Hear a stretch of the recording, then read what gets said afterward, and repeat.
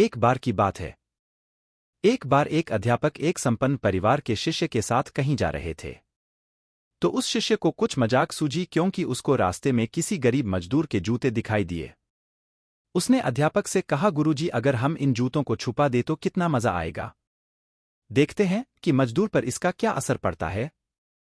अब उसको तो मजाक सूझ रहा था, लेकिन गुरुजी ने कहा कि नहीं, गरीब इंसान के साथ इस तरह का भद्दा मजाक करना ठीक नहीं है। उसने कहा, क्यों ना हम इन जूतों में कुछ सिक्के डाल दें और देखें कि इसका इस गरीब मजदूर पर क्या प्रभाव पड़ता है।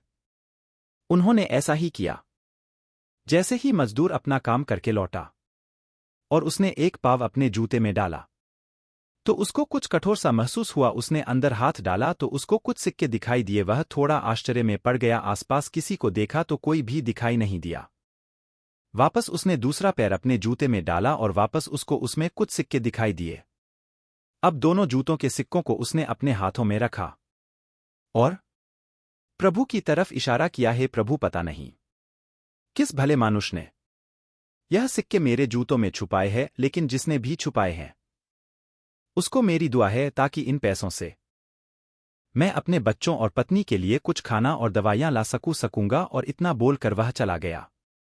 इस बात को शिष्य और अध्यापक दोनों सुन रहे थे। अब अध्यापक ने शिष्य से पूछा कि अब तुम मुझे बताओ कि तुम्हें कैसा महसूस हुआ, तुम्हारी पहले वाली मजाक या मेरा यह तरीका। तो उसने कहा कि गुरुजी, मैं आपसे क्षमा चाहता हूं। अब मुझे समझ आ गया है कि सच्ची खुशी किस चीज में है। जब हम किसी की मजाक उड़ाते हैं तो हमें कुछ पल का आनंद मिलता है, लेकिन इससे हमें बद्दुआ मिलती है। लेकिन अगर हम किसी की मुश्किल परिस्थिति में मदद करते हैं और जिसकी भी हम मदद करते हैं उसको भी नहीं पता कि हमने उसकी मदद की है, लेकिन अंदर ही अंदर हमें पता है कि हमने उस इंसान की मदद की है। यही सच्ची खुशी है। जब हम दूसरों को खुशी देते हैं तो हमें सच्ची खुशी मिलती है।